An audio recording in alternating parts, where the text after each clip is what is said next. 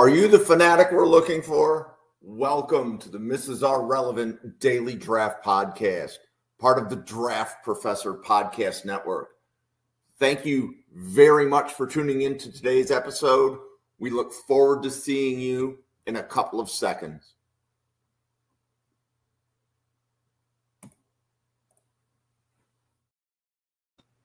Hey, and we are live on the Mrs. R Relevant Daily Draft Podcast. I'm here with Owen and Newt.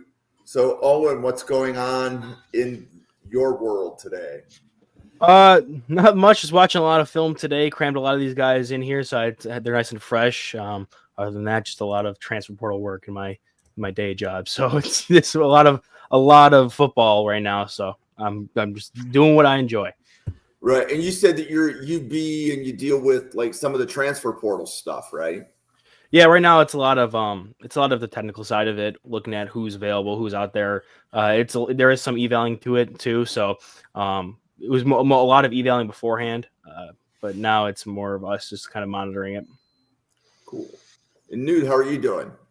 I'm doing well. I'm enjoying fantasy football off. Locked up the bye last week.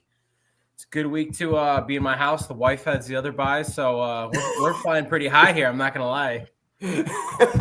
all for me to probably finish in fourth place out of the money, which is pretty much the routine.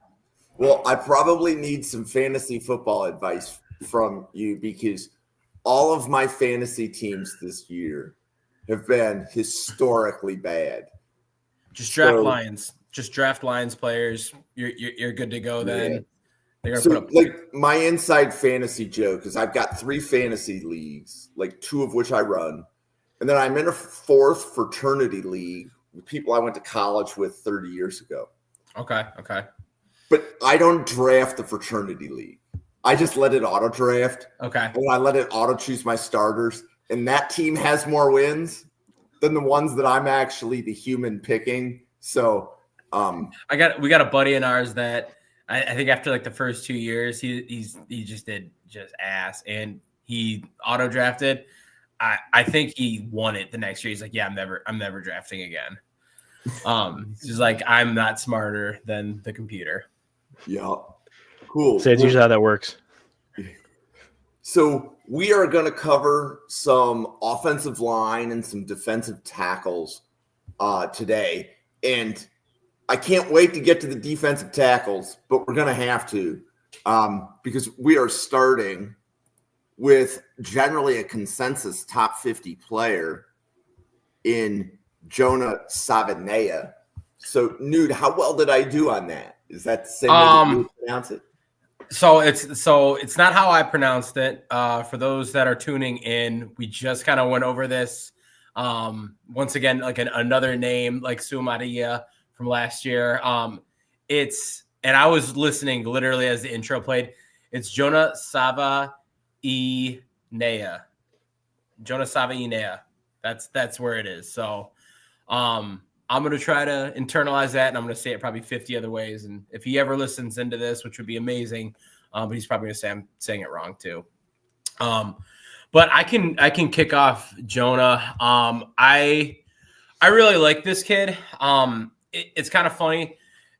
I was listening to him and kind of looking into him at summer scouting, and I could not help but like get Jordan Morgan out of my head. It's like everything I thought about with Jordan Morgan, the way that I viewed him as a prospect, where he plays tackle, he's athletic, he's strong, might be just kind of on that fringe for some of the size limitations position, where he ends up kicking on the inside. It was like, check the box for Savaiinaea, and it was, man, like it just kind of felt like that over and over and over. A couple things to him specifically, he's logged a ton of time at the collegiate level. 3 years starter with almost 2,500 career snaps. All of them have been at Arizona. He's gotten time at left tackle, at right guard. We're talking 100-plus snaps at each position. I think even, in fact, he's gotten 300-plus snaps at each of those positions. So he's a player that has a lot of experience. And for one of the guys in the trenches, I really like seeing that. I think that there's a lot that you have to do to grow from when you start off in collegiate football to when you get to the pros.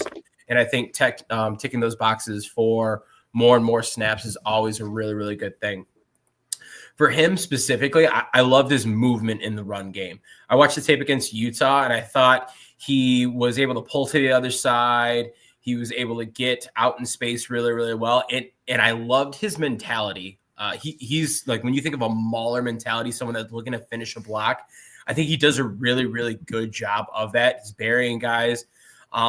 That also does lead to him playing a little bit out of control at times. I saw one against Colorado. He just whiffed. I mean, completely missed the middle linebacker. Linebacker blew up the play.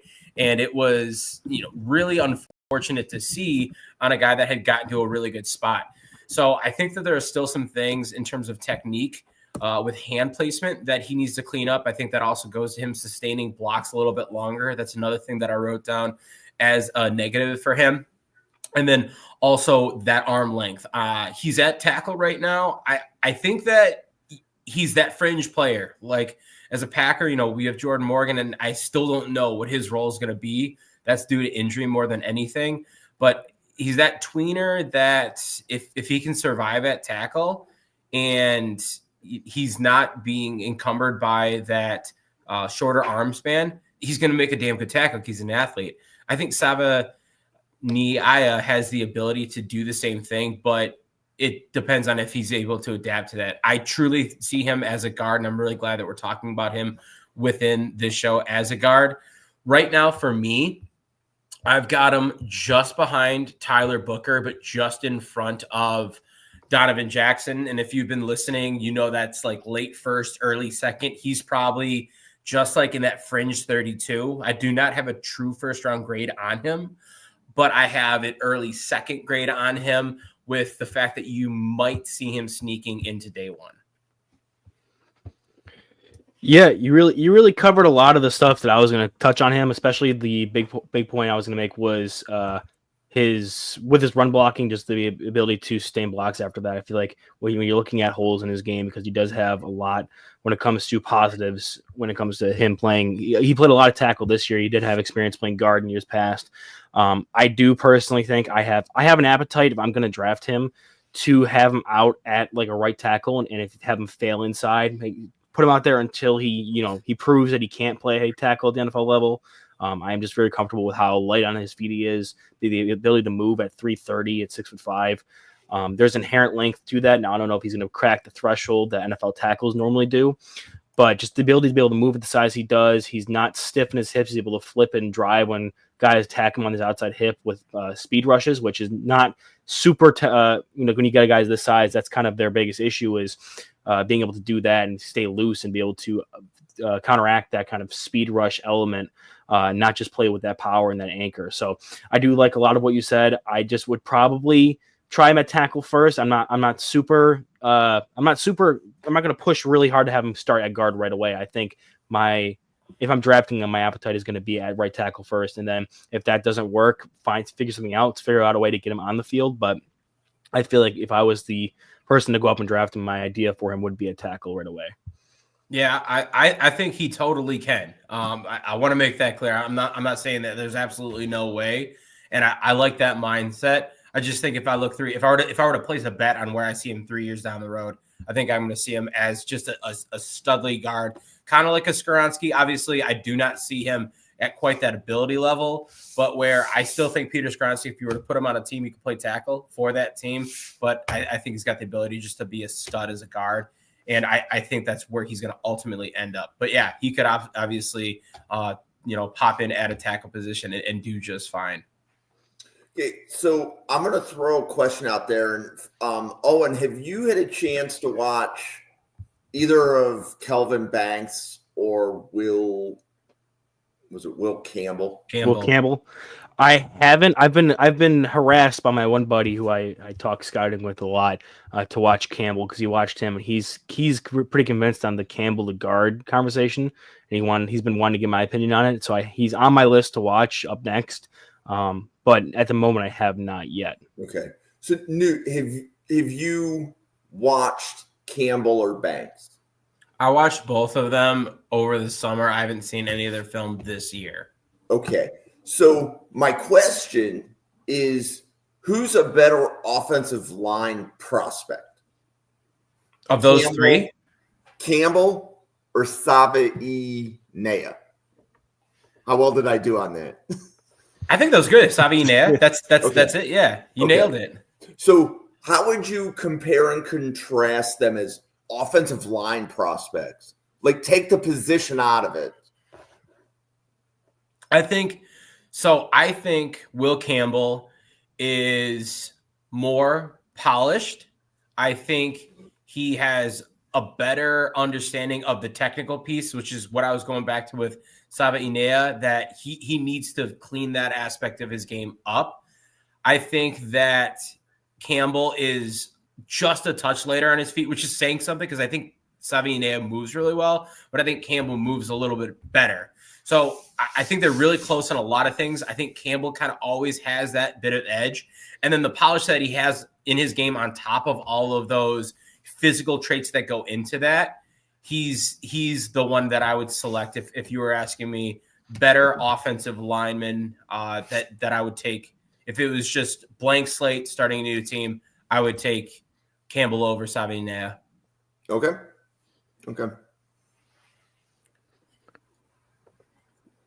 Next, Xavier Truss from Georgia. Owen, you want to kick this one off? Yeah, Xavier Truss, another one of those guys who we're going to be looking at who played a lot of tackle for Georgia this year, 6'7", 320. He's a 6-year senior, as far as my research let me know. I know there's some weird stuff when it comes to based on recruiting year stuff, but I'm pretty sure he's a 6-year senior. Played right tackle, but for some reason, Georgia runs this weird package where he'll kick inside the guard for like a play or two every couple of snaps, and then he'll run from there. So there is some relative history with him playing on the interior. I know we had a similar conversation with a guy in our past episode, Jack Nelson, who was another 6'7" tackle who we discussed as moving inside the guard. Just for my quick synopsis on Truss, he's a big body guy, 6'7", 320, like we said. I think he has, so that's definitely NFL tackle size. He has some movement. He flashes that, especially when it comes to lateral stuff and being able to get out of his stance and get out into the open field. I think that's great for what he can do for his size. It's not fantastic for overall, and we're looking at a lot of these elite offensive linemen, but I think for his level of size, that's not bad. I do think he shows a little bit of twitch. And when he comes to down blocking, especially when he comes down on the D tackles, even when he's lined up more in that guard, I feel like he plays a bit more power than when he's trying to move out in open space and land those blocks on these smaller defenders. He showed a good understanding of hand fighting, especially when he's in his vertical sets as a tackle. So I think that might be something that could translate over. He moves inside the guard. He showed a lot of hand fakes and ability to set up guys and put doubt into the pass rusher's mind of where he was going to hit his punch from in his set. I do think he's a bit stiff, especially like watching it. You can tell he's 6'7". He's always the tallest guy standing on the line. He just gets he struggles to really get into his stance there with the knee bend.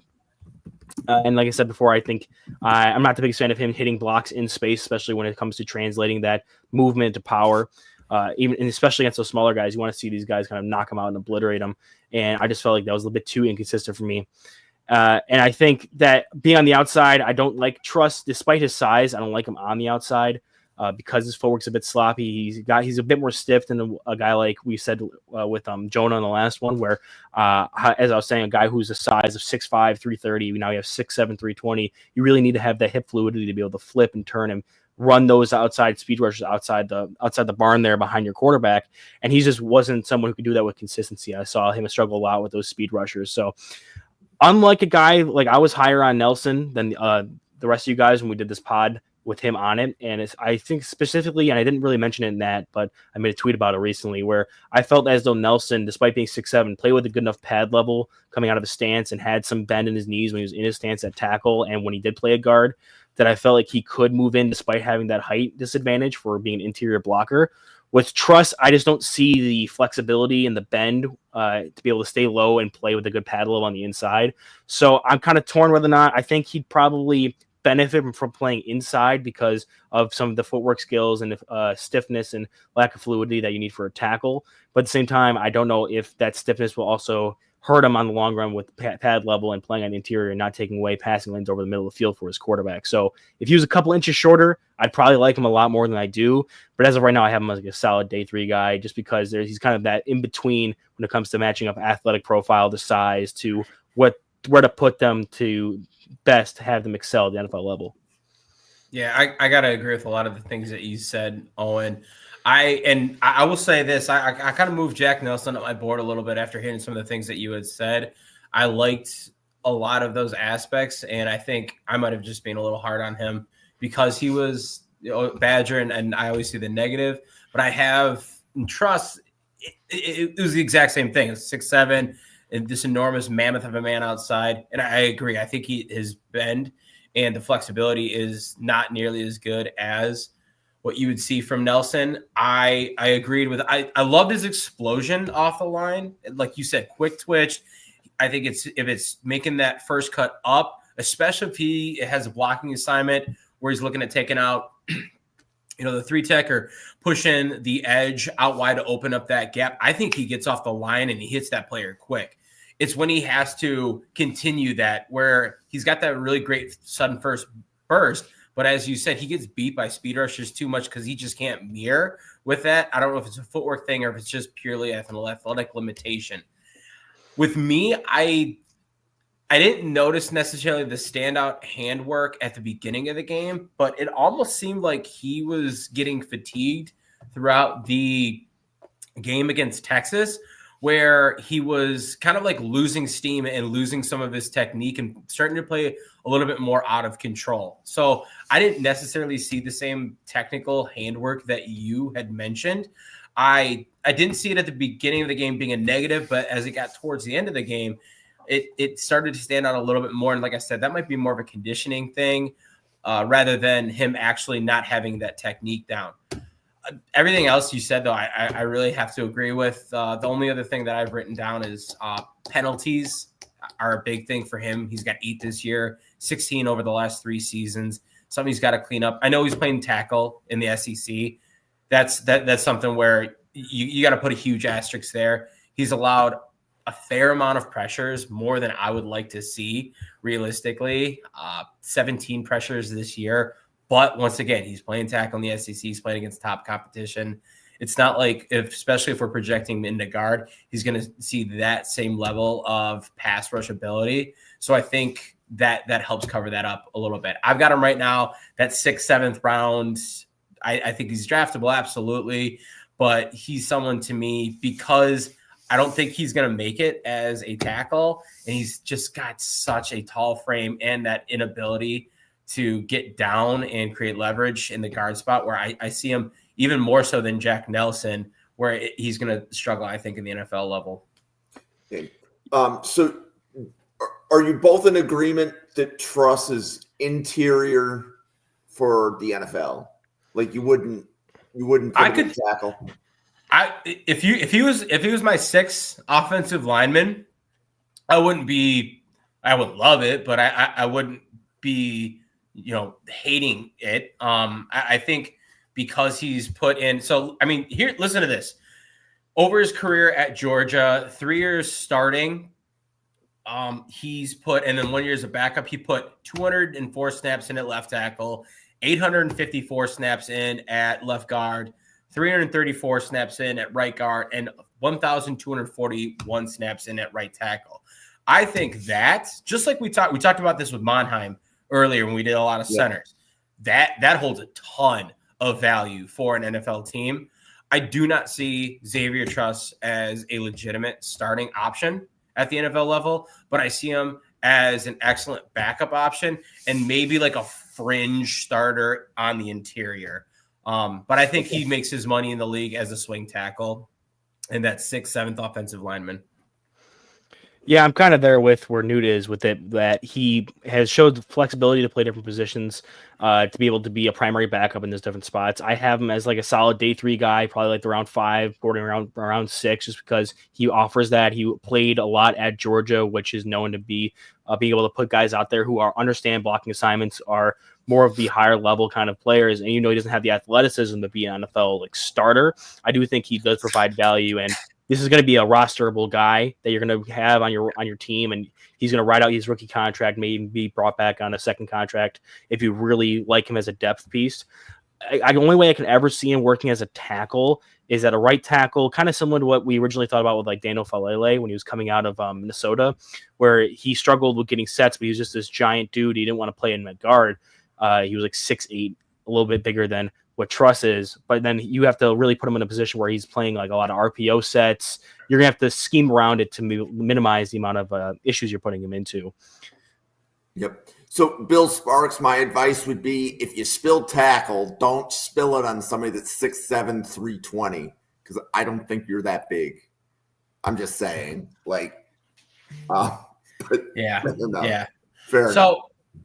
So just to kind of give a little more background to that, when I grade players, I a lot of times look at them as what does their projection look like in the NFL if you were to put them on the 16th team in the NFL for every position.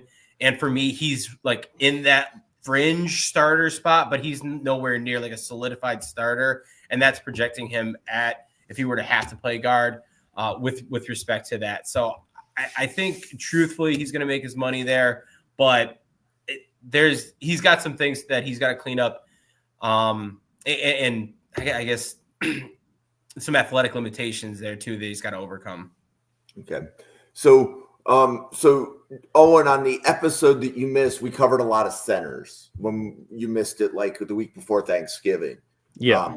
So Cooper Mays, I believe, is one of the centers that didn't make the cut for the top. Like we tried to pick the top 4 centers for that episode. But what can you tell us about Cooper Mays from Tennessee? Yeah, so since I missed that episode, I haven't really been able to go through and watch a lot of center tape this season. So the Cooper Mays, and then later on when we get to the other center on the list, I'm blanking on the name right now. Logan Jones. I thought it was Slaughter. Right? Yeah, there you go. Oh, Slaughter for this week. Yeah, sorry. Slaughter. Sorry. Yeah, Slaughter from Florida. So this is my first kind of delve into the center group for this upcoming draft. And for Mays, I felt like they were both very similar because I watched them back to back. How similar in that they are very scheme specific for me, but in opposite ends of the spectrum. Where Mays, I felt for Tennessee, 6'4", 310. He's one of those guys that I would say lives in the power gap scheme. I really liked him when it came to lining up against. I watched him against Florida with the big number 21. He's like a 400-pounder. He was able to hold up pretty well when it comes to strength and anchor there. And he is a high competitor. Like he likes to go out there and deliver big hits. It does negatively impact him at times. I know, like the first play I got eyes of him against Georgia, he went up against Nazir Stackhouse and he basically threw him into the first row stands. Just because he gets caught leaning quite a bit and lunging a lot, which is where I think a lot of my issues come with. So just to break it down from positives first, I think he's a high IQ guy, plays center. He's able to identify and pick up blitzes and stunts. You really want that when it comes to your pivot position there. So I do like a lot when it comes to him and his assignments and kind of keeping the O-line together. I do like his violence and aggression in the game, in the run game, specifically with his power. He's definitely a leader with his pads. I do think he's capable of being like with some like he's not going to be an absolute liability or doesn't have atrocious mobility when it comes to lateral or getting out of his stance, but I wouldn't say that's a major strength of his. I just also wouldn't say it prevents him from being a player in the league kind of level. So I would personally like him a lot when it comes to those gap heavy schemes where he's allowed to lock onto a D tackle, come over and combo up to a linebacker, or just work on these double teams to clear out spaces for running backs to hit the holes. I felt like his footwork was what really let him down a lot. He was lunging a lot, getting over his toes, which was where you saw a lot of like whiffed blocks and guys being able to get off his block because they were able to use his momentum against him. Specifically like that Georgia game with Stackhouse, he was absolutely eating him up when it comes to those kind of blocks. So whereas he was kind of holding his own against the Florida guys, Georgia really exposed him in that, and he also suffered a little bit with that in Vanderbilt. And even then, with the Florida game, when he was moving up to the second level, he was trying to throw kind of those knockout blocks on the linebackers, and they were able to make him miss on occasion just because he was lunging a lot. So I do think he is a very specific type of player when it comes to your center. Also, we were talking about earlier about the flexibility when it comes to positions. Looking at his snap counts, he legitimately only played center his 5 years in college football. So his significant snaps, according to PFF anyway, were all at center. I mean, I'm sure he can move around and play some interior guard and stuff. But I really think he's a guy who if you're gonna draft him, you know what your system is, you know where you're gonna want to run him and plug him in, and he's gonna succeed in those specific areas. I had pretty much the whole thing that Owen had said was carbon copy of mine. Just to back up the IQ thing, he's 3-time SEC Fall Honor Roll player. He's doing that while being a preseason All-American, second team All SEC last year. So he shows the chops to be both an athletic presence at that school as well as an academic. And I think if you're going to take any of the 5 positions on the offensive line, center's the one that has to have that high IQ. And I think he brings it really well. I like that Owen's bringing up Nazir Stackhouse against him. Mine tape that I watched was against Deone Walker, and I same exact things. I liked his movement when he wasn't engaging a block. If he was moving, pulling off, getting to the second level, I thought he moved really well. Thought he showed some athleticism there. But the minute he engaged in a block, his footwork went to hell. He started lunging way too much when he tried to hit the point of attack. Deone Walker was able to just left, right, get past him too many times for me to feel comfortable with. And I'm not even that high on Deone Walker. So it's one where I think that it shows a lot of holes in his game when he's going to go up against someone that's an NFL caliber player. So all of those things I'm going to echo. I'm not going to add a ton to that. I got a 6th, 7th round grade on him, somewhere in that Truss range. I think he's a very obviously different player than Truss. I think he is a center-only player, truth be told. At the NFL level, snaps show that. I think some of the limitations he's got for individual blocking assignments kind of echo that as well. So I'd see him center-only, that 6th, 7th round. Okay, so a couple questions. So, Owen, you had a different height weight than what I had when I built the slide. So, Newt, I also had the height weight. I had the same as Owen. Yeah, 6'4", 310. Okay. I think that's what Tennessee has him at. Okay. That doesn't mean by no means does that mean that's his weight. He's probably, the internet, truth right? be told, you're probably a little bit closer given how schools list those measurables. So here was the lead in. I'm clarifying my information before I ask my question. So, Newt, do you think he's the heaviest center in the class? Because when we did the center episode, granted, Brailsford announced he's going back to school. But even, I believe, 2 of the other 3 guys that we covered that we thought were among the better centers, they weren't that much bigger than Mays if you guys have him at 305. What's the threshold weight to play center in the NFL? I think 300 is that mark. Obviously, Jason Kelce has shown the world that you do not have to be 300 to play center in the NFL, but he is the unicorn, and you're not going to stake your cap on that. I think 300 pounds is a really good weight to be able to play center at. I think anywhere between 300 and 320, that is that draftable range for me. If you're over 320 and you're carrying it well, I'm more than happy to see that. But that's the range that I look at centers in. How about you, Owen? Yeah, I'd agree. I know I've done a lot of looking into that, especially when it came to when I was first getting into all the draft stuff, just because I didn't really have a frame of reference as to what I should be looking at when people say what's the kind of size thresholds, what's out of those thresholds to really get concerned about when it comes to positions. And when it got to center, it's kind of that 300 to 320 range, like Newt was saying. It does depend on how they carry it, how they move with it. Like if you have a guy who's heavier than 320, but he moves like a guy that you can mistake for being 310 or 315, you're going to take that, and it's actually probably going to be a bigger plus for you when you're looking at their game. But if you have a guy who's 305 and he moves like he's 320, then there's another issue. So the weight is relative. I think it's a lot of coming down to what they look like, how they carry it. But I feel like that is outside of the Jason Kelce's who were to 280 and were able to make it work, and you have now a guy like Aaron Brewer for the Dolphins who's also in that kind of 285 range. Those are very scheme specific. A lot of times, if you get a guy who's getting down to that low sub 300, you're going to want him in that Mike McDaniel-esque scheme to really maximize what they can do. Whereas if you get guys in the heavier range there, like the 320s, even like a little bit under that, that's going to be looking more towards those power blocker guys. But I think Mays, he's going to hover around that 300 threshold, 300 to 310, maybe at the heaviest. And he plays like someone who's going to be in that kind of upper threshold there. I don't think there's any issue with Mays' size. I think it's his athleticism that's coupled with that size. Just like Owen said, if you're lighter, you have to carry that athletic profile with him. And I don't think he does. I think that's the biggest limitation for him. I think his size is actually pretty well suited, especially for today's NFL. Cool. So, Newt, you want to kick off Jake Slaughter from Florida? Yeah, so I looked at Jake Slaughter when we did the center episode so I could kind of get an all-encompassing list. So I'm going back on that a little bit. This was done, what is that, 3 weeks ago now? But I thought Jake Slaughter played okay, and I think that's the best word to describe all of it. I like his pre-snap reads. It goes back to the IQ that you talk about from a center. He was an all SEC academic honor roll player. Once again, I love seeing that for a center. I think it's extremely important. For him, he held up well against Georgia's defense in the tape that I watched, and I think that's a huge feather in your cap, especially given that front seven that they have. I did see him, when you're looking at him one-on-one, get outmatched, but he was a bend but don't break kind of player where he's not going to be a dominant force, but he didn't get beat ever per se.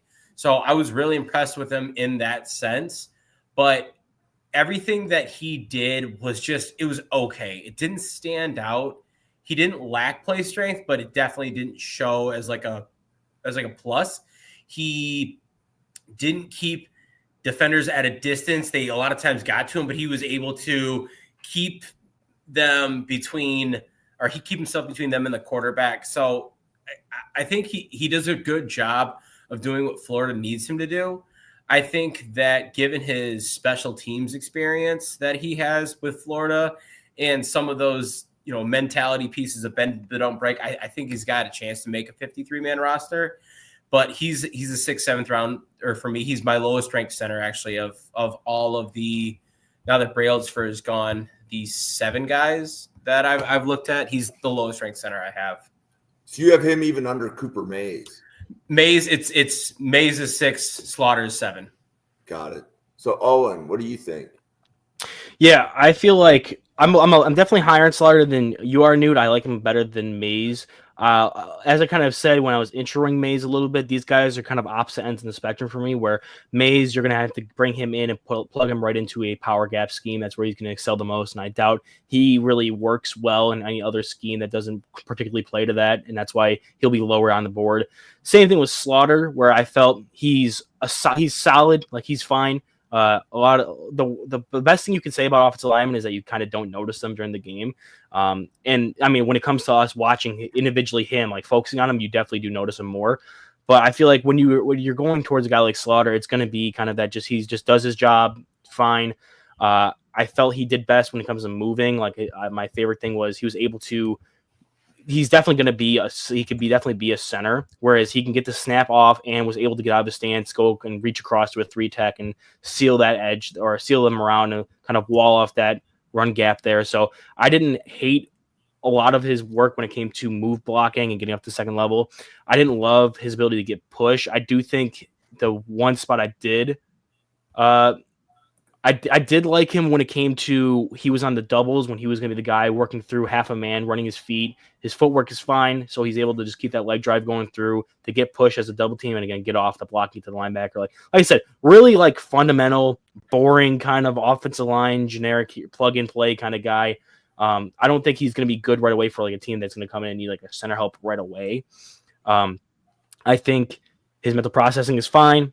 And he has a competitive edge, but he just lacks that raw power, even though he's like 308, which is like listed heavier than what Mays was. He just doesn't have that same level that Mays brought in, like moving people around in the run game.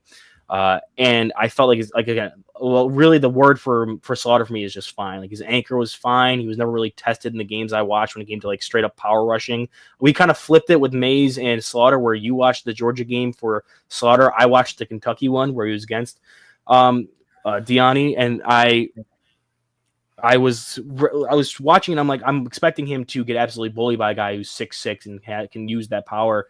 And he there was plays where he lost, there's plays where he won. Again, it was kind of like a middling player for me. So I'm not super excited for him. If you need a backup center who can eventually maybe develop into a starter who has kind of that all around game that you're not super excited about, but you're not going to absolutely hate having on your roster as a backup, you can bring Slaughter in and be totally fine with that.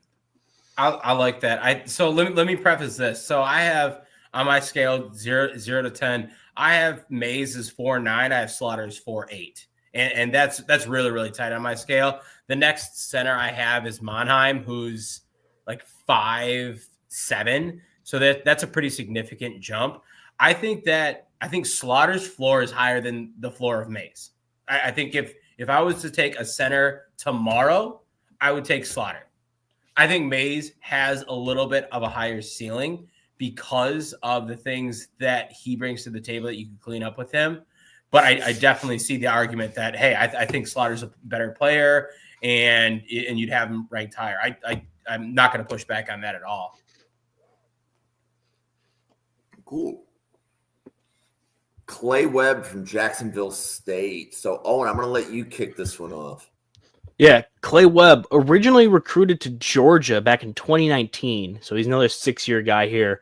And it's weird seeing. I try to find the games to watch for him where it was against the highest level of competition because we're looking at Jackson State, and it's like the level of comp is going to be kind of harder to justify matching that up to like NFL level competition. So I found the games against Louisville, Liberty, and Western Kentucky. It's the conference championship game against Western Kentucky. I think they played them like back-to-back weeks. So I definitely think he was the best athlete when it came to being on that line of scrimmage. It was kind of clear and obvious even against the higher level competition. You can see why he was recruited to Georgia. Despite being 6'3", pushing 300, he's able to really move well and get up to that second level, able to get over on other guys' opposite shoulders from where they're aligned to him. I think he excelled in space. That's where he made his best plays when he was able to get out in the move, latching ceiling, flipping his hips. I think he's fundamentally solid when it comes to pass protection. He was never really there was no real elite pass rushers that challenged him when he was blocking from the interior. Even though I tried to find that higher level of competition, it was never really something I felt like he was really getting pushed. So it's kind of hard to get a proper evaluation on that. But I feel like he did everything well. You didn't hate his footwork. You didn't hate his hand placement. It wasn't anything amazing, but you can live with it for where it is. Where I got issues with this game was just, despite him being at lower level competition, I didn't love his power anchor. Like, I think the first play of the Louisville game, he goes up to the second level and the linebacker flatbacks him, like absolutely just pancakes him. And that happened against some other D linemen as well and some of the other games. So there was some points where I felt he maybe wasn't collecting himself enough or wasn't able to really settle in, and he was able to get knocked off his base. So if he can work on that, if that's something technical, whether it's like sinking his hips more or playing with a lower pad level, I think that could be something that can be improved. Overall, I really do like his traits as an older prospect, so it's kind of hard to project a guy to get significantly better when he's already played 6 years of college level football. But I think his athleticism is definitely something that people are going to want to look at. He's a really great athlete for the position. And I think he's going to have to learn a bit before he can even crack an option to fight for a starting lineup. But he's definitely a guy you want to bring in because of the athletic profile to be a priority backup for you, who's going to eventually learn up and work up to being that kind of competitor, especially in I like him a lot in like that wide zone McDaniel-esque offense we were talking about earlier with Slaughter. Yeah. What do you think, Newt? It's funny. I had the exact same note down about the linebacker in the first snap of the Louisville game. That was just like, what do you do? What are you doing here? So I found that funny. I echo a lot of the same things. I think I've been saying that this entire guard section. For me, it was like weird. It was just, he was so inconsistent. He one run, he had an amazing pancake block on a linebacker in the Louisville game, just like put him on his ass. And it was like, that's awesome, man.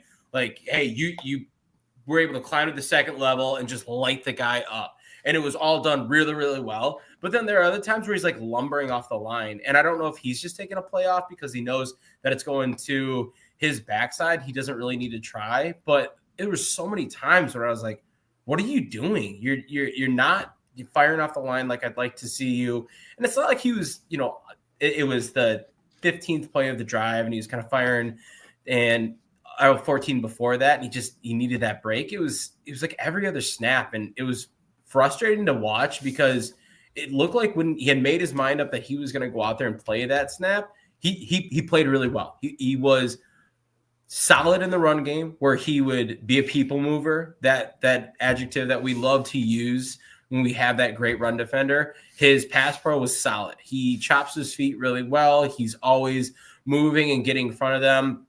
I didn't love his hand placement, but like Owen said, I didn't think it was a huge detriment. I thought the biggest thing was he let too many defenders get into his chest, and that's why he got maybe turned on the side at times. But once again, he was able to keep in front of them because of that footwork.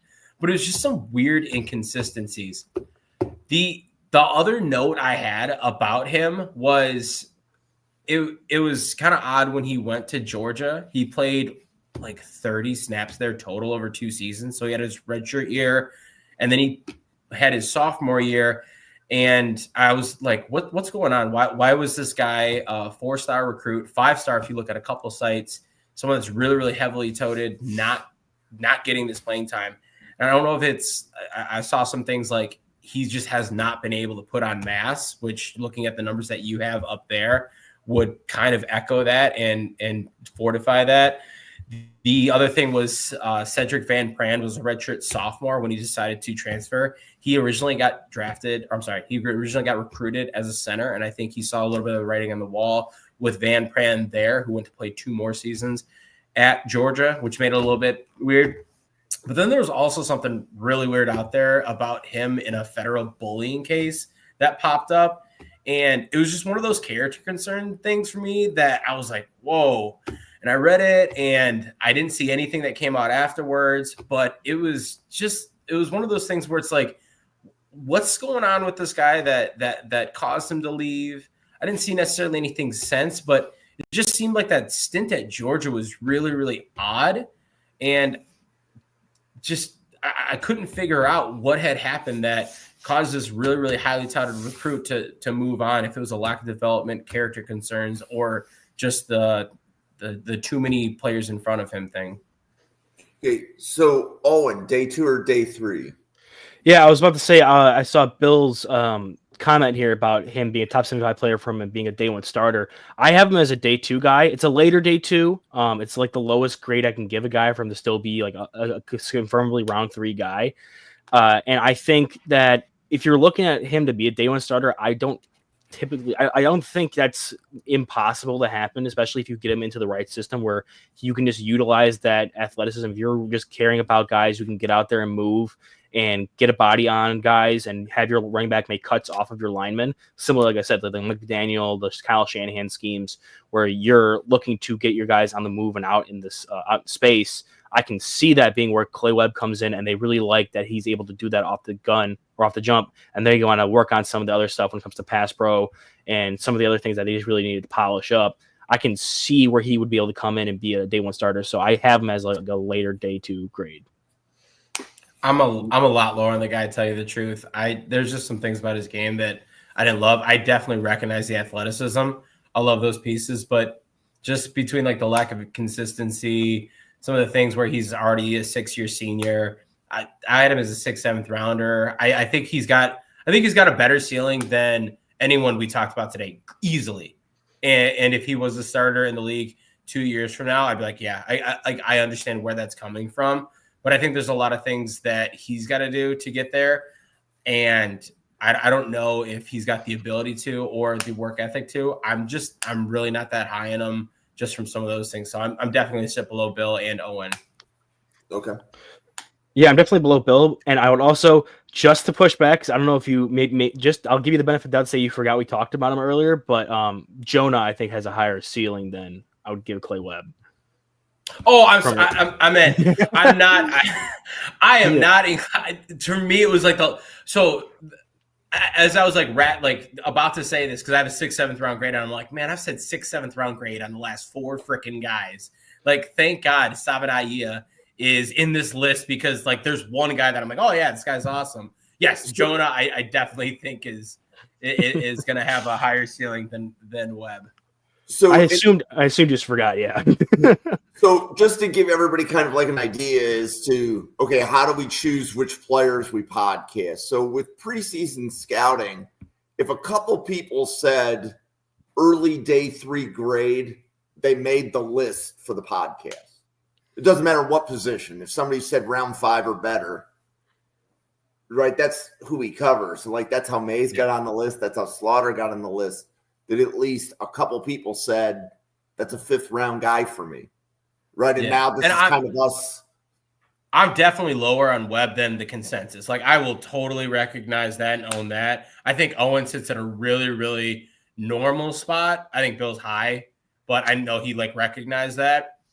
But for me, it's just something about his effort, something about, that time at Georgia was just odd that, he was not able to do anything under that coaching staff. A handful of things in his game that I was just very turned off by and not looking to take a gamble on the high side. Once again, you take Savaiinaea out of there. I think he's got the highest floor of any of the other 4 that we talked about easily. Like easily has the highest floor, but he's for me just one that I don't think he'll ever. I'm sorry, I said that wrong. Highest ceiling. I think he's got the highest ceiling of any of those guys, but he's one I just don't think he'll be able to get that personally. Okay. So before we start with the defensive linemen and the big finish, because we definitely have some really good defensive linemen to talk about, Newt, you want to tell everybody kind of who you are, how they can find your content? Oh, absolutely.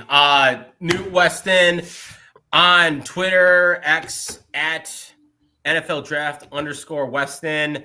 I do run Zero Tech Draft, looking to get maybe some more contributors to that as the draft season starts up, but almost exclusively you can find me on Twitter. That's where I'm sharing a ton of these guys that we're taking a look at. Every guy I try to give my 2 cents and quick breakdown on there. And I love kind of interacting and kind of pulsing some things throughout. Been trying to push out best hashtag slogan on Twitter. Love seeing that. Love getting the feedback on that. Some silly stuff like that, but everything that I'm looking for there is NFL, NCAA football related. So, find me on Twitter. Fantastic. Owen, you want to tell everybody kind of who you are and how they can find you? Yeah, so I am at Weekly Huddle on Twitter. I also have a YouTube channel, the Weekly Huddle podcast. It's been a bit dormant for the past few months. I think I just checked it earlier today. It was like the most recent post I have was like 120 days ago when the latest Madden dropped. But this is kind of me getting warmed back up and making some more content. It is something I'm going to want to dive back into as the draft kind of ramps up and I get more guys watched. The reason of the kind of fall off is because I recently took a internship working as a scout for the University of Buffalo Bulls. So I'm working in their scouting department at the moment. So it's kind of hectic and I'm trying to balance kind of that stuff. And so definitely now that the semester's over, I'm going to be able to have time working there and then be able to fit some of the content creation stuff there. So give a follow on the Twitter. I'm active on there just because that's pretty easy to just shoot a tweet out or talk about a guy real quick or have a discussion. The YouTube, I'm not going to commit to anything right now, but definitely with this stuff here, I'm going to be active on with the pod here for most of my long form content stuff. Oh, that's much appreciated. So you can follow the page on Twitter or X at NFL Draft Fanatic, no I in Fanatic. And then there's a Draft Professor page on YouTube. Please subscribe, please like. The channel has content every day. So essentially the way the channel works is we have found a lot of people like Newt and Owen, and we have different positions that we cover Monday, Tuesday, Wednesday, Thursday, Friday.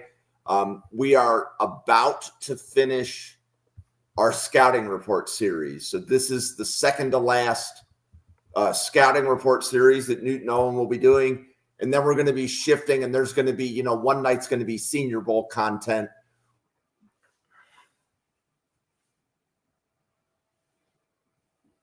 Uh-oh. I think, yeah. Oh, no. Jim, our faithful leader. Oh, it's not good.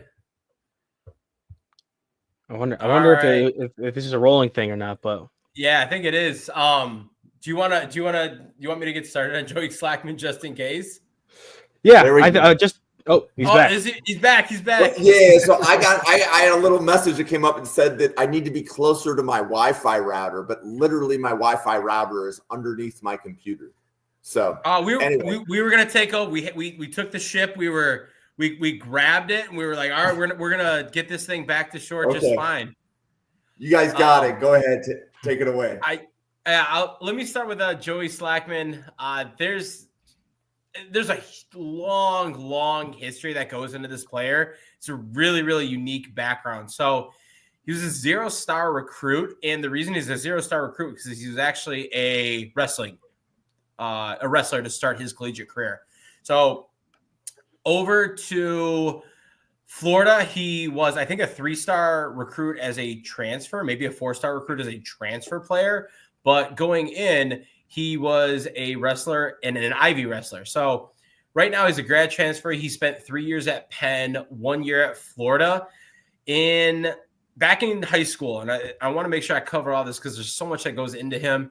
He was the captain of his wrestling team, 2018 All-State Wrestling Team, and this was for state of New York. He is state champion senior year, runner-up his junior year, top 20 nationally ranked player, 4-year letter winner at his high school. In addition to being a just amazing wrestler, he was the captain of his high school football team, first team All-State. He's also a tennis player on top of that, and an NHS member. And this guy's resume going into University of Pennsylvania or Penn, he was stellar. He went there as a Ivy League wrestler, and then he tore his ACL his freshman year. And throughout kind of that rehab process and some evaluation, he actually decided to switch to football. In 2021, he switched to football, and he was a backup rotational player at Penn for that time. He then turned into a 2-year starter at Penn, 2022, 2023. He was honorable mention All Ivy 2022, second team All FCS in 2023, and Ivy Defensive Player of the Year in 2023.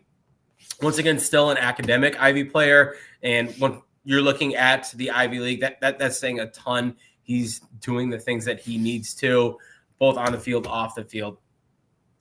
He gets to that point. He has an amazing 2023, transfers over to Florida, and then he's almost injured immediately. Following week 3, he has surgery on his knee. He's looking at kind of like some very, very sparing playing time lately. You go back and you look at the film of him at Penn. I watched the game against Yale. He was okay against Yale. He didn't necessarily stand out a ton.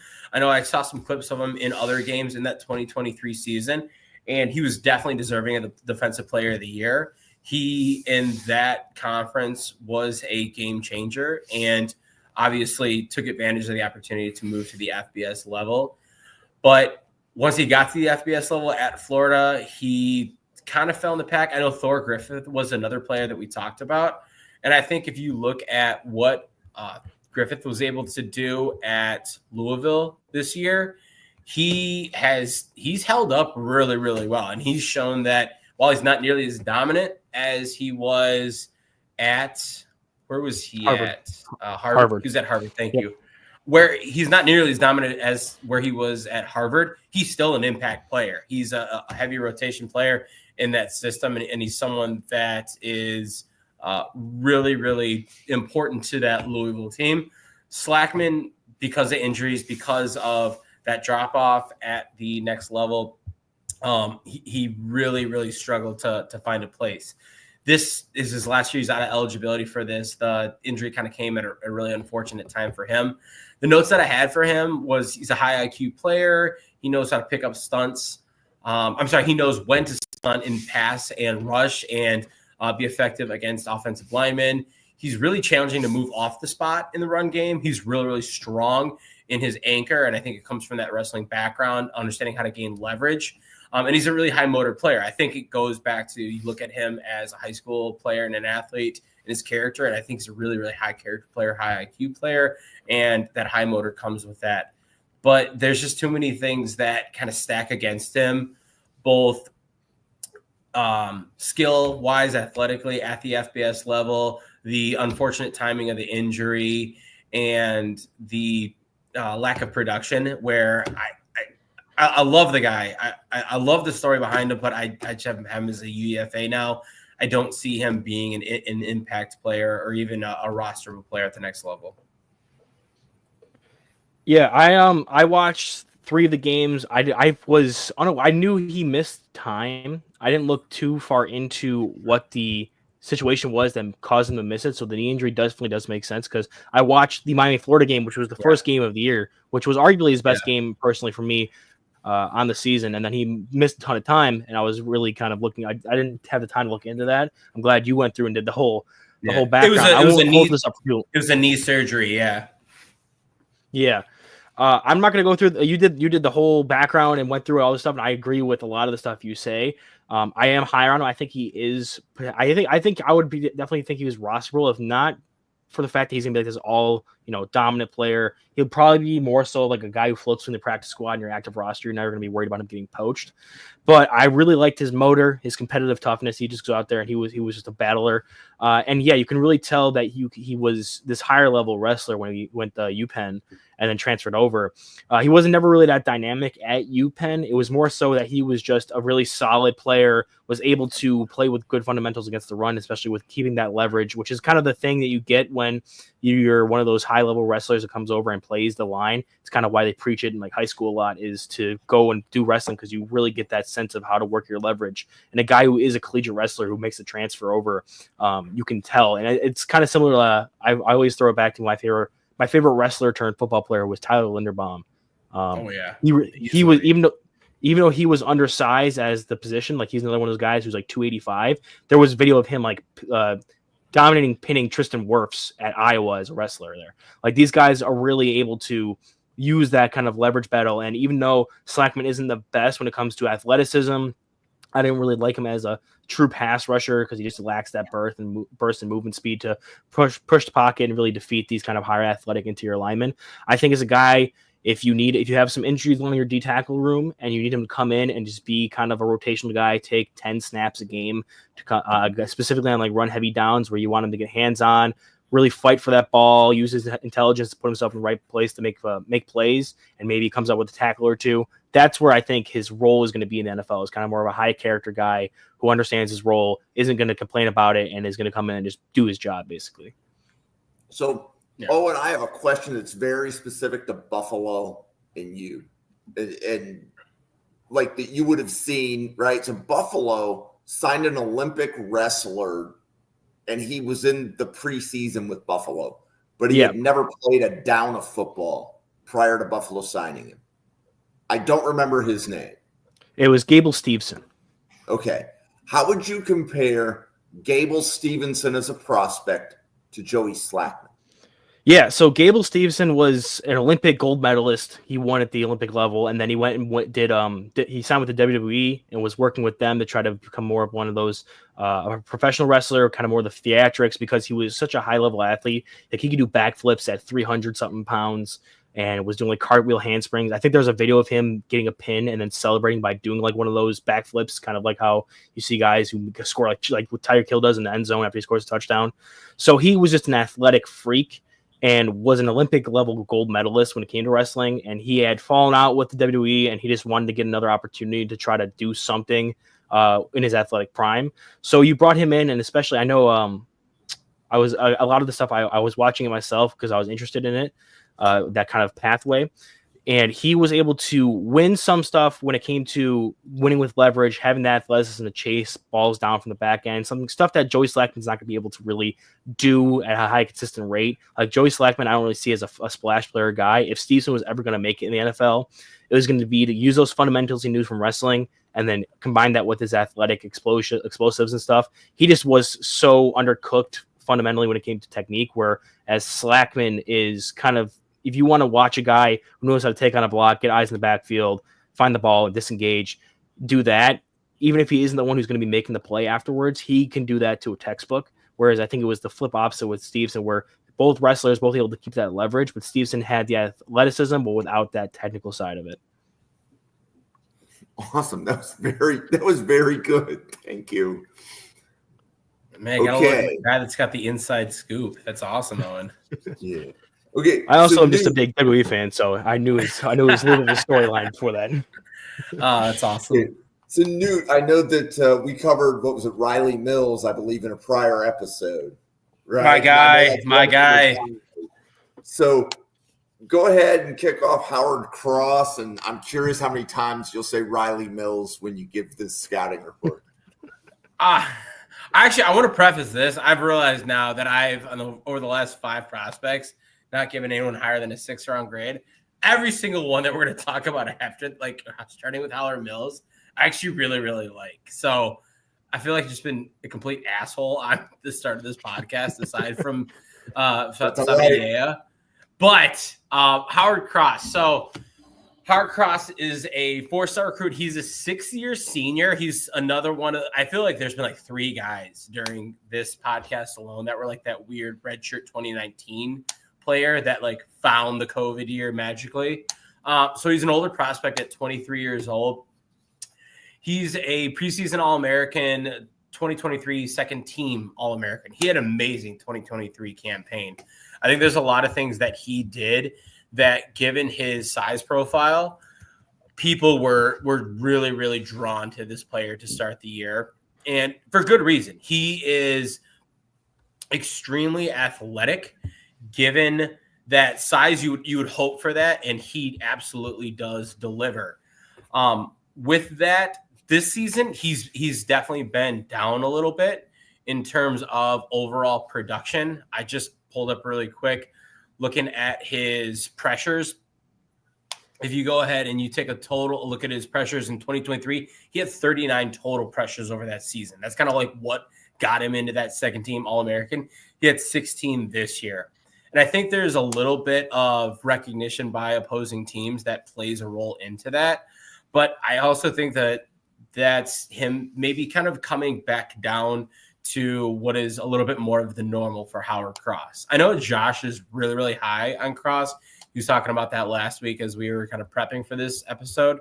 But just kind of getting into him a little bit more to the details. He's played a ton of snaps, given the fact that he's a 6-year senior, 3-year starter, 2,000 defensive snaps, which is a ton for a defensive lineman. If you looked at him against A&M, it was kind of that inconsistent tape, and it wasn't inconsistent because he's inconsistent. His motor is everything you'd want. The guy plays with his heart on his sleeve. He is looking technically to get off the line and do everything to the best of his ability. But I just think that there are some limitations, and that size being one of them. If linemen got their hands on him, he was out of the play. That 288 was really starting to show itself. And I thought that in certain situations, if it was almost like if he were to get caught, like a mouse getting chased by a cat, the game was over. When he was in pass rush, once again, I like the things that he can do with his athleticism. I think he brings an element to his game where he's explosive off the line, and he knows how to generate pass rush based on his speed and counter game. But if you saw him just run into a guard, it was like him running into a brick wall. And so there are some limitations there that the power game that he brings is not going to be anything that's going to stymie NFL players. He has to win that pass rush. And that's kind of what he's known for, is being this pass rushing interior lineman at Notre Dame due to his speed and his counter move. So I like his ability to do that. I think he does it well. I think he's a really, really smart player. He understands what he needs to do to win, and he knows kind of where he's best. But I think he's got limitations. I think he's at the next level going to get pigeonholed as a third down pass rush specialist. I do not see him as an early down defensive lineman. And like we talked about with other players, I think that hurts his draft stock. By no means do I think this player is anyone that will ever be outworked or told that they need to put in more time, effort, because like I said, I love his character. I think it goes back to some of the fundamentals of UC, that Notre Dame football team. But for me right now, I have him sitting, let's see here. I'm sitting above Capehart and below TJ Sanders. So probably with like a late third, early fourth. So kind of like teetering that day 2, day 3. That's where I see him. And I think it might be a little bit lower than consensus, but it's not too far off given what I've seen. Yeah, I can't really add much to because you hit most of the major beats, like undersized guy, wins with the pass rush. And when it comes to what you'd want to see from more from him, is specifically like with that pass rush bag. He has a lot of moves and counter moves, specifically with finesse. You'd like to see if he could possibly ever discover a power rush element. I know in the games I watched Texas A&M, and my guy, Reed Adams, really got into him, and it's kind of ugly. Same kind of the Louisville game, where if he wasn't the one being the aggressor and having the lineman on his back foot, he was kind of erased from the play. And then I watched the Navy game, where it was kind of where that was one of the games where he was able to get his hands on the lineman a lot more in the run game, and it showed me some of the potential he may get there with. If he ever gets an opportunity to develop some more power in his game. That was kind of like this. I saw like the ceiling with him in that Navy game. It's nothing higher than like a rotational pass rusher, especially if you're a team that employs a lot of like the bendy speed rushers on your edge. And if you ever want to go big and kind of like collapse a pocket, you could potentially throw him out there as like a 5 tech. And get him as like your third D tackle on a pass rushing down if you really like him that much in that scenario. But he's a rosterable guy. I have him similar to where you are at the bottom of like the third. I'd probably, if you're kind of low, short in your D tackle depth, I could definitely see you drafting him in the third. I'd probably be more comfortable with him in the fourth, just because he has some of those physical limitations that you can't really work around, being 6'1", 288. So yeah, I think with him, you hit a lot of things with him being a smart player, constantly working hard. He tries to overcome that size deficit as much as he can with his effort and ability to play with leverage. But really, he's a finesse pass rusher at the D tackle position without much else going for him at the moment in time. I also want to point out, I think this is the first player of this podcast that I'm higher on than Owen is. So for once, I'm not the asshole. And it's just like what sounds like the slimmest of margins, but I'm going to take that as a victory. And I don't mind, like, if we're throwing players out and we're trying to find top 175 and you guys grade him as round 6 UDFA, right?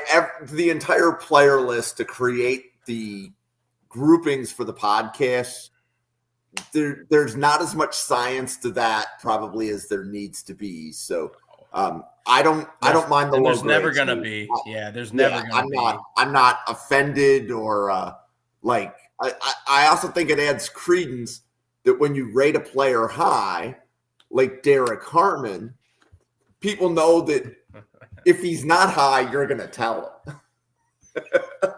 But this is where it's getting interesting. About Derrick Harmon. Yeah, this is where it's getting interesting between him and one of the other guys who are going to be kind of in that top 2 conversation here.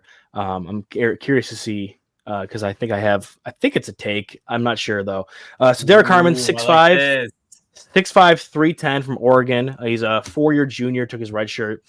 I watched the games against Idaho, which was, I think that's the first game of the season. And it was just, I usually look at like their PFF grade matching up with their stats and try to find a good range between their best games and certain facets of a PFF grade, match it with some of the ones where he has the best stats, and also look at the ones where he was like worst graded or mid graded, just to get the full spectrum of the games I can watch in those 3. So I watched the Idaho game, Ohio State, and Wisconsin. And what's great when you know a player is good is when you can watch that spectrum and you look at the game where he's graded the best at, which was Idaho, and Ohio State to some extent too with the run defense. They graded them pretty highly there. And then you look at the game where he was graded the lowest of the 3, which was Wisconsin, and you see the same level of play throughout all 3. They just graded it differently because of the outcome of the play itself. I felt like there wasn't a real big discrepancy between those 3 games. He is 6'5", twitchy, is a great athlete for his size. I loved how he could move. I especially loved specifically how he was using athleticism to attack the pass rush and in the run game with looping kind of stunts. He has the length, which he's able to generate a lot of power through his hands and using that. So power plus length. It's so hard with these guys who are this good, where you're trying to pick apart all the little things that they do well, because it's like you're just going to sit here and say, oh, he does this good and does that good and does this good. he was lined up all along the defensive line. He was lined up as 0 tech, 1 tech, 3-5. I don't see a lot of nose tackle and 1 tech in his future just because he is 3'10". He does have the height for it, but I think with his athletic profile and ability to win against some of these offensive linemen using some finesse moves, you'd want to see him in some of these more attack heavy roles like a 5 tech or a 3 tech. Whether that's going to be in a system where you're going to ask him to stack and shed, I believe he can do that. If you're going to ask him to shoot gaps and use a swim move to kind of split double teams, I think he can do that as well. The only real nitpick I had right now was that there were some plays. What's up? No, send it. Send the nitpick. Yeah, so the one real nitpick I have right now is that when it comes to his pass rush portfolio, I felt like he lacked this kind of power element. He was really finesse player despite his size. For me personally, I like a lot. He ran a lot of swim moves, rip moves, one with a lot of stunts, getting around guys, and was just able to out athlete some of these offensive linemen. But if he can add that extra power element, I think that really would round out his pass rush bag for me personally. And he's just a big time splash player with the size and athleticism you really want, and kind of like an elite D tackle in the NFL. Oh, that is not where I thought you were going to go with a nitpick. Damn. I was trying to spike it. You served it up. Oh, I know. I thought you were just gonna like slam it home, and I was gonna be like, yeah, Owen's the best. But I agree with like almost everything you said too. Where did you have him placed for your projection? I have him as solidly a first round guy. I'm in love with Derrick Harmon. I love it. I love that. So I'm gonna start. I'm gonna say he's a second rounder for me. And I'm going to say that I agree with pretty much everything that Owen said. And I'm not going to add any like emphasis on those pieces, except the one thing that drives me nuts about this player is his tackling is effing atrocious. Like, that's where I thought you were going with that, Owen, was like your nitpick. And you're right. Nitpick's not the word. It's like pull my hair out and just make me like commit me to an insane asylum because it drives me crazy. This guy has a 29.3 missed tackle percentage. 29.3. That is almost 1 out of 3 times that he engages with a player, he cannot bring him down. It is so bad. It is so incredibly bad. And, like, I'm looking at PFF, and I'm like, man, like, is it that bad? And I tweeted out a clip this week of him playing against Boise State. It was Jeanty, and I'm not taking anything away from the fact that he's trying to tackle Ashton Jeanty. He didn't even try to lift his arms up. He just, like, threw his shoulder. He's like, oh, I'll fall down. And Jeanty gets 25 yards more on the run because he cannot tackle. And it's not the fact that he lacks the technique. It's just like the understanding to wrap up your tackles. I think if he goes into an NFL system and they're like, hey, we have to teach you how to tackle and you have to clean that up, boom, I'm right there with you. But right now, like it's one of those things where I'm like, dude, what are we doing? I will say he's above Riley Mills, so that should speak praise in terms of how I feel about him. I do agree with you on like everything else. Amazing athlete. His size and his frame is just so well built, and he can blow a play up like it's no one's business. I think better than anyone else almost in terms of production this year. But man, just learn to tackle the ball carrier. In my defense, so I was just checking the PFF numbers. In the 3 games I watched, which I'll reiterate, was Idaho, Ohio State, and Wisconsin. Idaho and Wisconsin, he had a 0% rate. And Ohio State, he had 60% because he missed 3. One of them, he was getting absolutely mauled by the offensive lineman. I did see that one. Yeah, I know what you're talking about. It. Yeah, I watched the Ohio State one.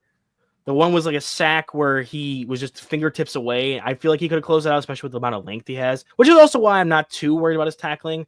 I think it was TJ was the other one that we talked about that was kind of atrocious at tackling. And I think Derrick has a lot better of a chance to clean up his tackling than he does just because he has such a large wingspan where you're going to see a lot of those plays where he's out stretching outside of his frame and it's just like an ankle pick where he's going to get a guy down and you're not expecting him to make that tackle. And it's going to balance back out this year. Yep. This year, yeah, 26% is really bad. He had 60% against Ohio State, 50% against Purdue, 50% against Boise, or 50% against Oregon State. It was either he had 0% or 50% for the most part. Yeah, it was just too often. Whereas that, to his point, because I watched the Ohio State game as well, and for those listening, man, did he have like one of the greatest strips on a ball carrier that I've seen from a collegiate athlete in that Ohio State game, when I can't remember if it was Judkins or Henderson, but he met him at the line and literally just took the ball away from him. And it's like, okay, man, like you show that you can do that and you can engage the player to that level. I just want to see you clean it up. But I'm harsh on him for that because I think that he's shown everything else so well, where it's like, man, just clean that up and go from there. I get the first round grade. I love the athleticism. If it wasn't just that bad at tackling, I'd be right there with you. 100%. Yeah. And I think he was just a splash play machine where he is. His size, and that was kind of something that one of the other critiques I had was just like I wanted him to be more consistent from down to down. But like he was pretty consistent. It's another nitpick. He was just absolutely dominant against some of the highest level competition with Ohio State and Wisconsin, which is known for like their offensive line play. Like he was just absolutely wrecking house in those games. So I would. Go ahead. No, I was gonna say, can we like just like to put a number to that? He had 50 pressures this year. Like he had 50 pressures this year. Ridiculous. That number, that's a ridiculous number to have that. So like I mean, like it 100% like backs up what you're saying. I absolutely agree. Okay, so the next player, Deone Walker from Kentucky. So Owen, you want to kick this one off? Sure, yeah. I'm going to start off. This is not my favorite player of the group we did. Deone Walker, 6'6", 345. You see that, and I'm like, all right, this is going to be a guy. Like, he's massive. He plays in an SEC school. So I've loaded up Georgia, Auburn, Texas. I'm ready to watch him just go up against these SEC-level offensive lines and see what kind of player he is. And I do think he has the size with the explosiveness. He has the ability to be a game wrecker if he wanted to be.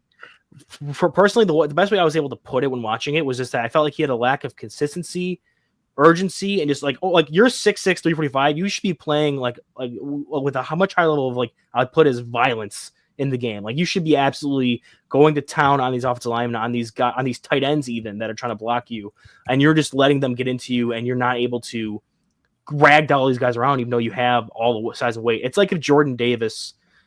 I was a huge Jordan Davis fan when he was coming out, and this guy is comparable size wise, and I feel like I'm watching. When people who didn't like Jordan Davis were watching Jordan Davis, I feel like that's the similarity I have watching Walker here. I just felt like he lacked suddenness and violence in his movements, making him less impactful. He has power and explosiveness. You can't take that away from him just from watching it. Like I don't think you can really argue that point just from his size and ability to play at the athlete or athletic level he's at. He has some good moves to get off of blocks with his physical gifts. Like he has a swim move. He had to show off a couple of clubs and swipes there. So when he wants, like I said, he can control the point of attack and get off blocks to impact plays. I do not like his pad level. If you're going to be 6'6" and you're going to want to try to dominate in the trenches, you need to keep a lower pad level. And I felt like that impacted how he got moved a lot, whether that's from him having that lack of kind of violence or wanting to go out there and play with urgency, or if it's his pad level, something was letting him to get pushed around a little too much. I also saw that when I was watching, who was the Tennessee center from earlier? I'm terrible with remembering names. Cooper Mays. Yeah, I saw him get moved. Even when Mays wasn't the blocker, my eyes were always just drawn to like this giant dude getting pushed off his spot and the goal line. And I'm like, why are you getting moved that easily at that size? So I loved the potential, but it's just the consistency and the urgency. If you have a guy who's kind of like I'd probably say like a Dan Campbell, Aaron Glenn, you get this guy in the building and you can like motivate him and put that kind of oomph into his game where he's going to come out and want to kill someone. He could do it. It's just going to be putting to get that all together and having the want to do so. Right. What do you think? No, I agree. I'm just going to call a timeout real quick, guys. My laptop is going to die, so I'm going to blank out my screen. I'll keep listening, but I'm going to go grab my charger real quick. All right? Okay. No, I love it. So I back up everything Owen said. He's got a solid day 3 grade for me, and it's honestly if we go back to Clay Webb and you look at where I see him versus maybe like some others where I'm like 3 rounds lower or 2 rounds lower, it's the exact same effect. Deone Walker could be a first-round talent. He's got the frame. He's got the ability to. He can generate power when he wants to. He's got a ton of versatility. He's played, if you look, 30% of his snaps from the A gap, 45% of his snaps from the B gap, and then 14% of his snaps over the tackle. So look at the versatility-wise, that's amazing. He has put up production since day 1 at Kentucky. He's got almost 100 pressures over his 3 seasons there, and it was a true freshman starter. So he brings a ton to the table.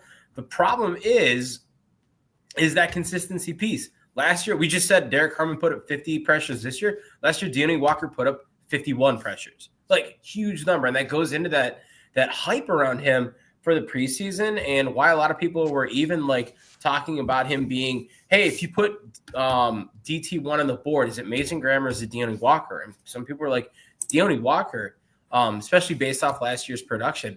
For me, he's winning off raw talent. He's winning off power. He's winning off the fact that he's bigger and stronger than everyone he's going against, and he's not necessarily finishing the intent of what any interior rusher defender is going to be, which is like cleaning up and getting that technique ready for the NFL level. You look now, he's got 21 pressures this year. That's less than half of what he had last year.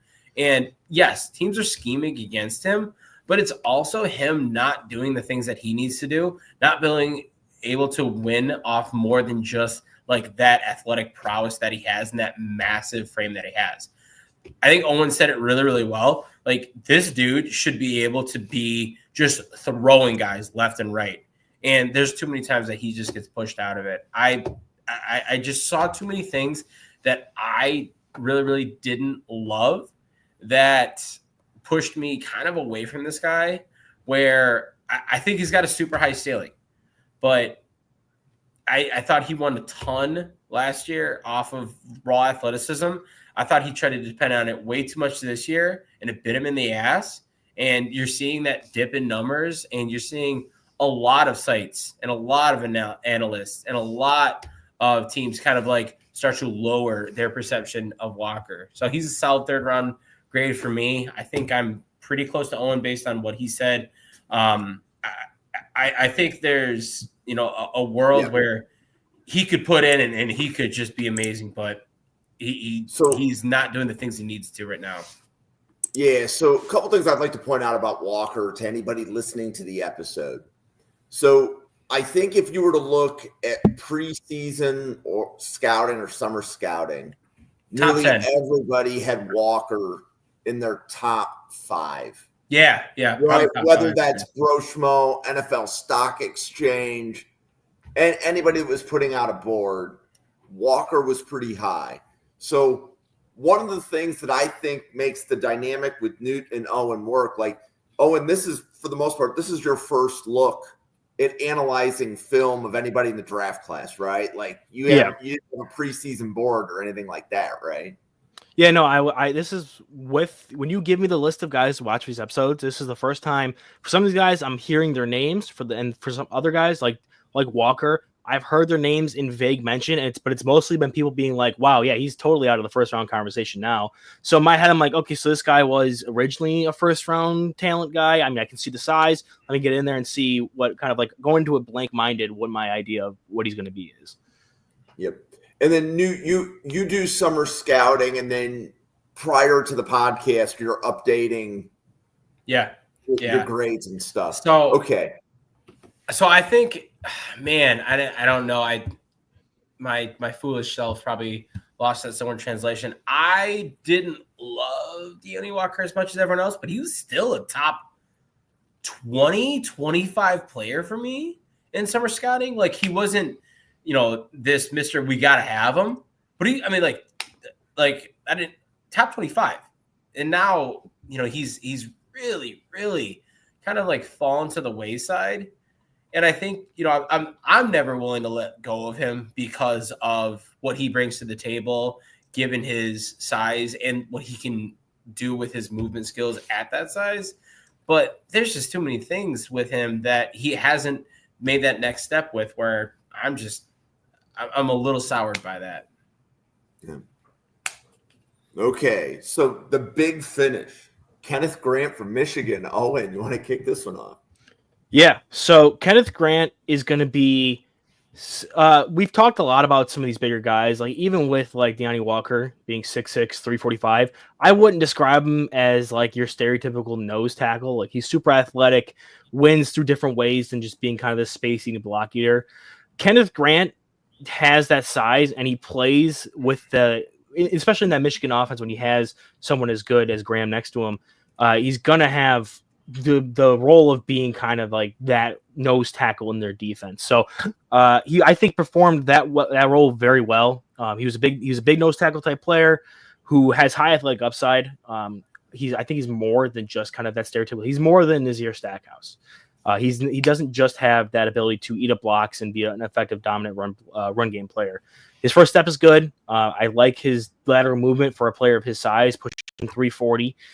His motor always runs hot. I mean, you're gonna get a lot of that from the Michigan guys, though. They're constantly out there. They have that Harbaugh genes in them. They got recruited by the guy, even though he's not even there anymore. That's going to be their kind of their motif there.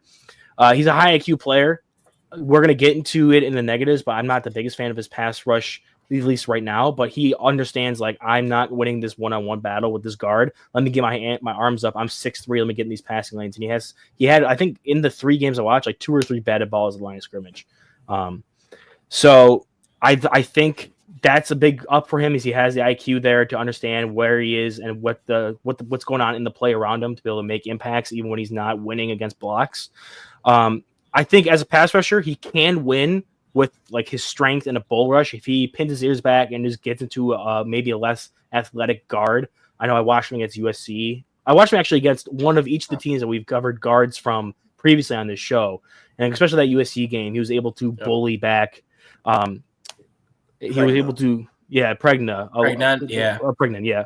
And we kind of mentioned that when we were covering him too. Is like I was higher on him than the other 2 guys on the episode, but even I was like, he's not standing up to a guy like Grant, who was able to use that power to really push him back and establish that. But outside of that, I didn't really love much else that he was able to bring in the pass rush. He showed a swim move and some other moves to beat blocks in the run game, kind of manipulating guards' momentum against themselves with those moves. I don't know if when the guards are on their back foot and kind of accepting the rush momentum, if he's going to be able to bust out those moves, at least not right away in the NFL. So I'm not the biggest fan of that. But like I said, he does have the IQ to, if he knows he's not winning with those or with his pass rush, he's not going to be able to bull rush the guy into him. He's able to get off, get some hands up in the passing lanes. But so in general, he's young. He's a 3-year junior. He's smart. He's a big boy, strong, athletic, plays that like unforgiving position at nose tackle, but still makes dominant plays, kind of like a Dexter Lawrence-esque player when it comes to making impact plays from that position where you typically don't expect it from that. And I do think as he gets used to playing in the NFL and he gets kind of the NFL level coaching, and they're going to expect more out of him, especially if he goes as high as he's expected to go. He's going to want to be put out there for all 3 downs. He's going to want to get that pass rushing element up. So I think he has a ceiling of a 3-down player. He's going to be able to go out there, establish himself as one of the better run defending nose tackle, D tackles in the NFL pretty early on, and then has some room to grow even after that. So just really overall, just like a big guy that I think can be one of the better tackles at his specific position in the NFL. All right. I agree with every bit of that. Guys at 340 pounds are not supposed to move in the way that Kenneth Grant does. And I think that you put that in terms of like his potential and his upside, it's through the roof. He's easily going to be a starting NFL caliber early down defensive lineman. Like, no questions asked, in my opinion. exactly what Owen said. He's got to develop that technical ability to generate a pass rush, but I think he has the ability to. I've seen that, just like Owen said. He's and it's not like he's a detriment in it. He's solid in pass rush. It's just he's not exceptional. There's nothing about his game that stands out in that aspect. But he's such a freak athlete at that size. And you know, putting 339 pounds in perspective, he's the heaviest player we've covered today, right? Including Walker. I think Walker was listed 245. Oh yeah. But I wouldn't be surprised. Okay, so yeah, I wouldn't be surprised so, if they move. Like, so he take 3 pounds or 3 inches away. So I mean, like right around there. He's and like all the offensive linemen. He is, I think, aside from Savaiinaea, the best mover of both sides of the ball. Like freak athlete. He made Bruce Feldman's freak list. Deservedly so. I sent out a tweet earlier this week of him just blowing up the first snap against USC. And it was like, man, this guy is going to be a really, really fun time to watch. It's literally just that last element of like, hey, let an NFL coach get their hands on you and let them mold you into that final down, that third down element.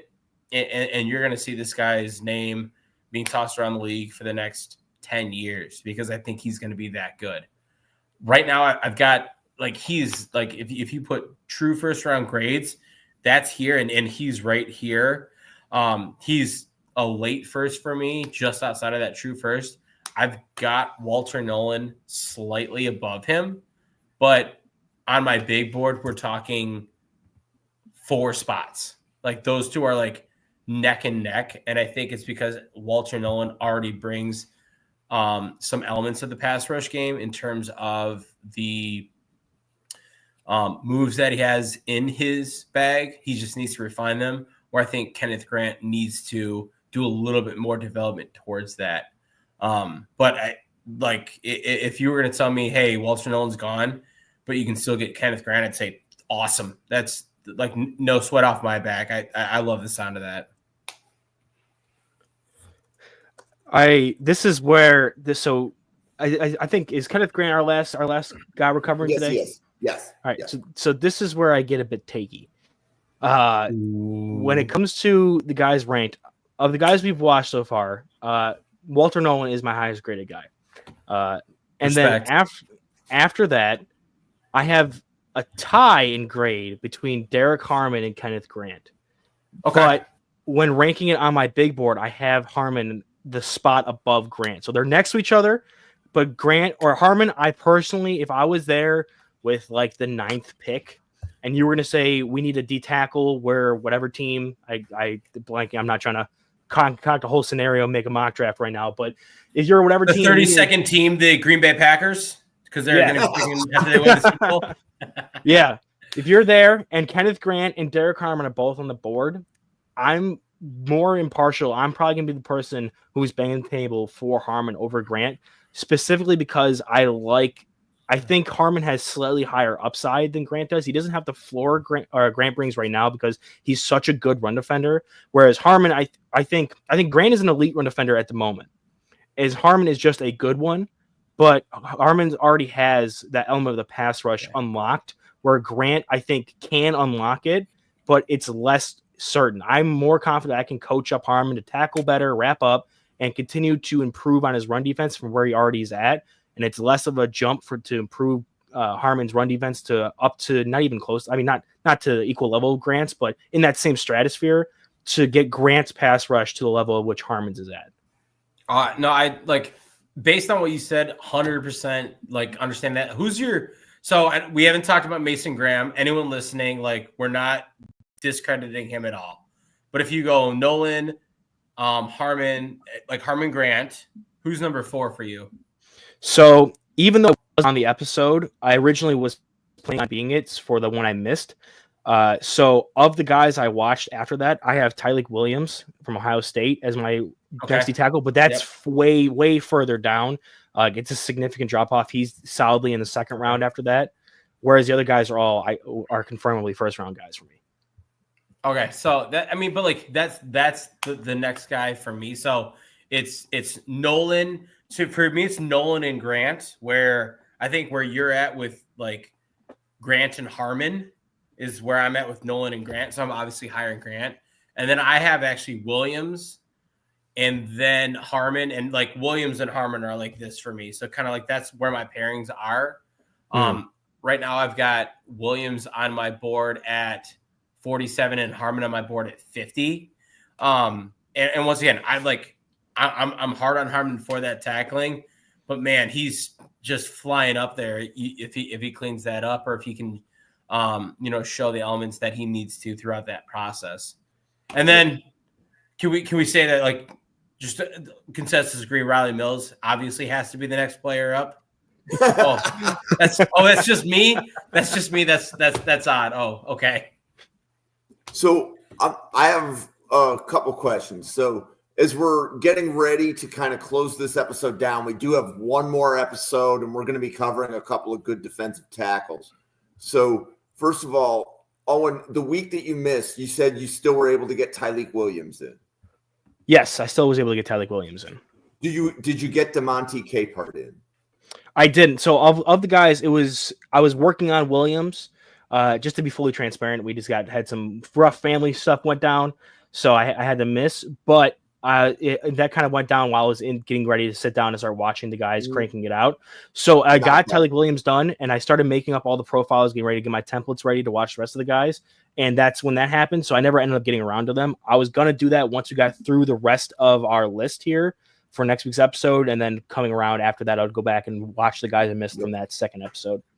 Okay. So I moved one of the guys from that episode to next week. So Newt, you've already evaluated him, right? But because Buffalo has scouted Clemson so much, I added Capehart again next week, as Owen and I are both Bills fans, if the audience didn't know. So Capehart, where do you have Capehart, Newt? Me? Yeah. So I think I had Capehart with a 4th, 5th round grade. On my board right now, he's 125. And so like just to kind of like give that element to what he is, he's a big, strong son of a bitch. Like he'll run someone over. There's a clip of him against UNC where he just annihilates a guy. And man, it is fun to watch. He's another guy that's got a high ceiling, but there's Newt, I'm going to rattle off a few more and just like tell me like day 2, day 3. Shamar Turner. Day 2. Alfred Collins. Day 3. Tonka Hemingway. Barely day 3. Right. Hemingway's day 3. Birch. Day 2. Aeneas Peebles. Day 3. And then Mason Graham, we probably will have his DT1. So it's going to be another good episode next week. Here. Take DT10 day 3. What? No, I'm joking. It's when I was plotting this out, I said I want to finish before Christmas. So that was why last week, this week, and next week got like 2 extra players. Yeah. I'm like, I'm just going to scrap the one after Christmas. So that makes sense. It makes for a 90-minute podcast, but it eliminated a week. So that was an executive decision. But the players next week, as best I can tell, will be graded significantly higher on both sides of the line. Because if there's guys that are getting like 6th round grades with so many players, I'm like, let's get them out of the episode and let's focus on like Tate Ratledge, Marcus Embo. Garrett Dellinger might be the lowest rated of the offensive line group. Luke Kandra from Cincinnati, Logan Jones, Dylan Fairchild, Javonte Spraggins. Man, Logan Jones, you're going to want to get Colin back on to like talk. Yeah, he's going to want to hop on that episode in a heartbeat, talk about his boy. Yeah. Well, I think the feedback was, if we have this many players, let's keep it to just the three of us. Yeah. But Yeah. I know that Clint would love to cover Logan Jones. That was made very clear when he filled in for Owen that day. So that group chat was also going crazy about Mbao too. All day today they're talking about Mbao. Yep. Yes. So that group chat sometimes takes on a life of its own. But so for everybody watching, thank you very much. We bring content like this to you every day. We're closing out the Scouting Reports podcast series. We have wide receivers and corners tomorrow night. And then next week, we have our I guess we still have 2 more running back episodes left. But next week would be the last for the defensive lineman, interior offensive line. It will be the last episode next week as well for wide receivers and corners. So we're definitely getting a lot more of the more popular top 15 names, such as a Travis Hunter or a Mason Graham, simply because we saved the best for last. So on behalf of Newt, Owen, and myself, thank you very much for watching, and I hope everybody has a great evening. Thank you for watching this episode of Mrs. R Relevant, the daily draft podcast brought to you by the Draft Professor Podcast Network. If you have not already, please hit the subscribe button on YouTube. Please hit the like button on YouTube. Follow the Draft Professor page on Twitter at NFL Draft Fanatic. There is no I am fanatic. We have content coming to you every day. You can see some of the people delivering that daily content to you on the slide now. Find them on Twitter. Give them a follow. There's always good dialogue on Twitter, and that's how you can find even more draft content than you saw in this episode. Thank you very much for watching, and have a great day.